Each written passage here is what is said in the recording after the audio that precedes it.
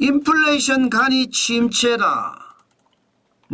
예상했던 대로죠. 인플레이션이라는 것은 고물가니까 고물가에 지갑을 열기란 쉽지 않다는 뜻입니다. 게다가 고물가가 길어지고 고금리가 길어지니까 경기 침체는 굉장히 심각하게 왔었잖아요. 이게 대한민국뿐만 아닙니다. 중국도 유럽도 미국도 전 세계가 마찬가지입니다. 그런데 미국이 금리를 안 내려요. 미국은 경기가 좋다고 하니까. 그러니 미국만 바라보고 있는 유럽이나 신흥국이나 아니면 개도국이나 전부 다 난리가 났어요. 미국이 내려야 내릴 텐데 말입니다. 그런데 이거 지금 바뀌고 있습니다. 엄청난 속도로 바뀌고 있어요. 여러분 이거 한번 보세요. 이거를 보면 여러분들도 바뀌는 이유를 확실하게 아실 거예요. 유로존의 경기 전망 지수입니다. 보시는 것처럼 2024년 8월입니다. 17.9까지 떨어졌습니다. 경기가 무너진다는 얘기예요. 2022년 3월에 마이너스 38.7 그리고 4월에 43.0 9월에 60.7보다는 아니지만 지금 경기가 17.9까지 꼬그라지니까 꼬그라진다는 말이 틀린 말이 아니잖아요.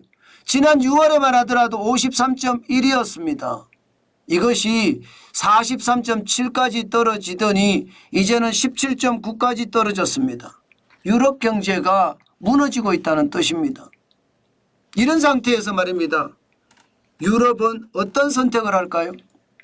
계속 미국만 바라보면서 미국이 금리 인하를 할 때까지 기다렸다가 유럽이 금리 인하를 해야 될까요? 일반적으로는 그렇게 해왔습니다. 미국이 금리 인하를 하면 신흥국이든 선진국이든 같이 금리를 인하하는 그런 행태를 취해왔거든요.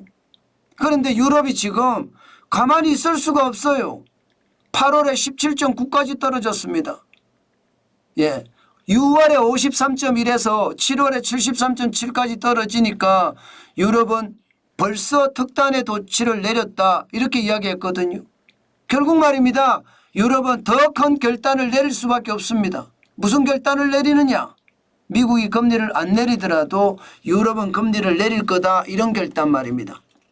지난 7월 18일에 유럽은 4.5%의 기준금리를 4.25%로 0.25%포인트 낮췄습니다.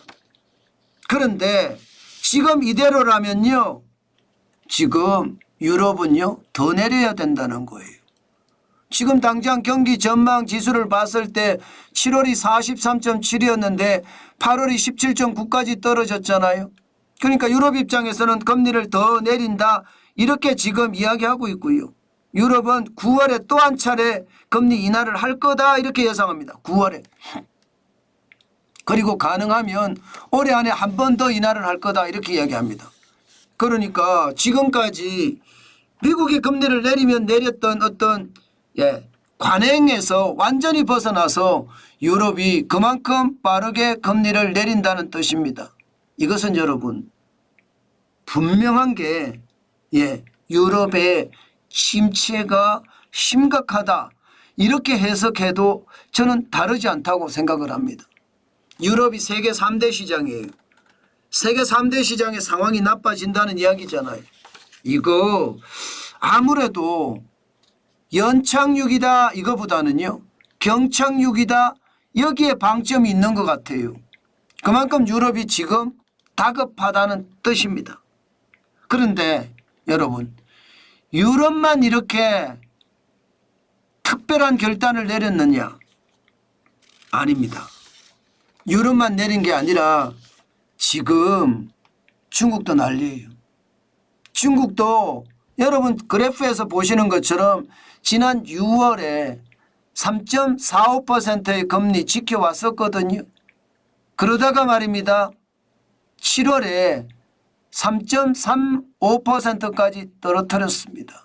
0.1%포인트 금리를 내렸다는 뜻이에요.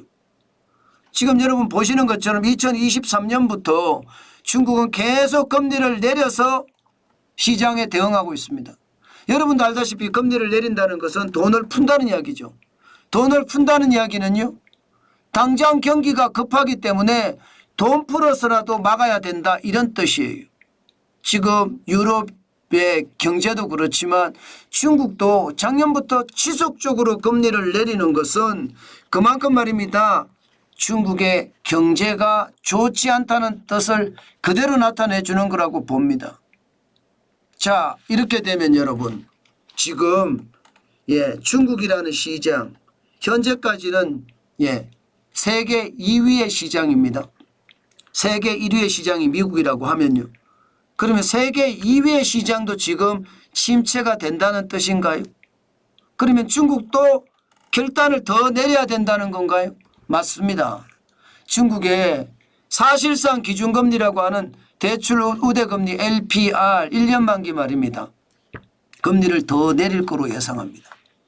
안 내릴 수가 없으니까.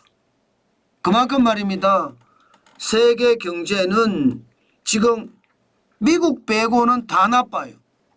그러니까 세계 경제 자체가 하나같이 말입니다, 어떻게 하든 금리를 내려서 침체를 막겠다, 이런 의도거든요.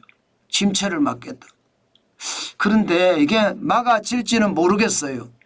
워낙 고금리가 오래됐고 고물가가 심각한 상황이라서 말입니다.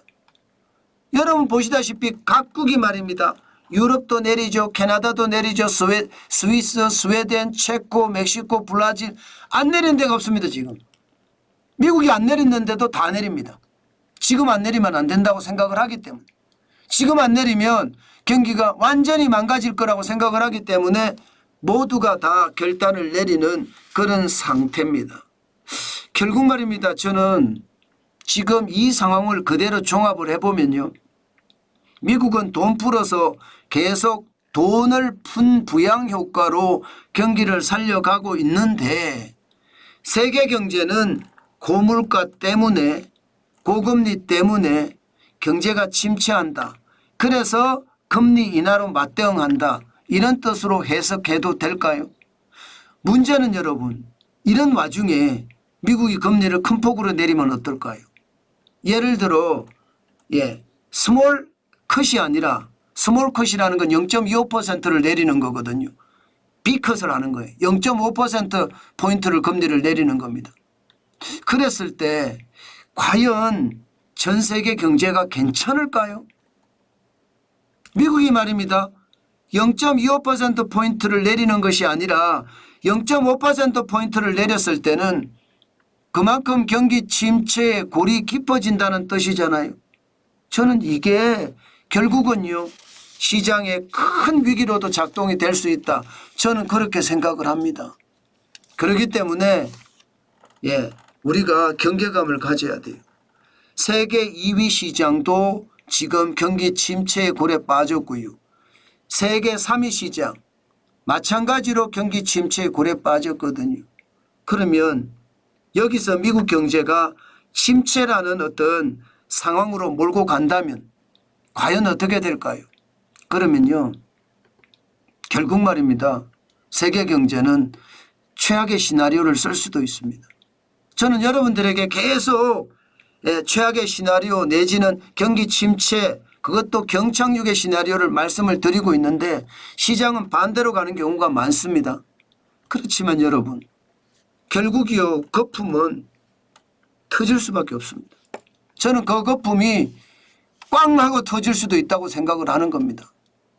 그만큼 세계 경제에 위협이 된다는 거예요. 지금 2024년 세계 경제 성장률은 2.4% 예상을 하거든요. 물론 이거보다 많을 겁니다. 지금 예측치를 다 올렸으니까. 그렇지만 이것 한 번쯤 생각을 해봐야 돼요.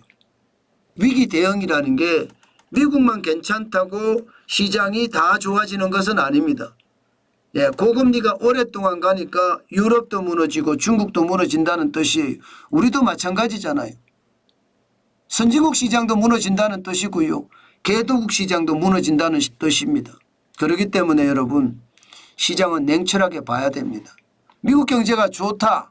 지금 주가도 폭등하고 있다. 이렇다고 해서 말입니다. 시장을 아니 뭐 경제 좋은데 무슨 말하는 거야. 그렇게 이해하고 넘어가서는 절대로 안 된다는 얘기 여러분에게 제가 자꾸 드립니다. 그만큼 시장의 위협은 있고요. 이럴 때는 우리는 제가 말씀드렸잖아요. 생업에 열심히 종사하면서 다른 거 할 필요 없습니다. 현금을 쌓아가는 것 굉장히 중요합니다. 굉장히 중요합니다. 저는 현금을 쌓아가는 이야기를 여러분들에게 지속적으로 하고 있습니다. 반드시 기회가 온다. 지난번에 8월 5일 쇼크 때 오기는 왔었어요. 짧게 왔었지만 8월 5일 쇼크가 있었잖아요. 8호 쇼크. 그런 쇼크가 저는 앞으로 올 것 같거든요. 그것도 한 번이 아니라 여러 번 올 것 같습니다. 그런 쇼크는요. 그렇기 때문에 여러분 시장에 공격적으로 대응하는 것 잊지 말았으면 좋겠습니다. 예, 공격적으로 대응하는 것이라는 게 투자를 하라는 뜻이 아닙니다. 생업을 열심히 해서 현금을 쌓아가라는 뜻입니다. 저는 그게 지금 우리에게 가장 필요한 것이 아닐까. 저는 오늘 그렇게 생각해 봅니다.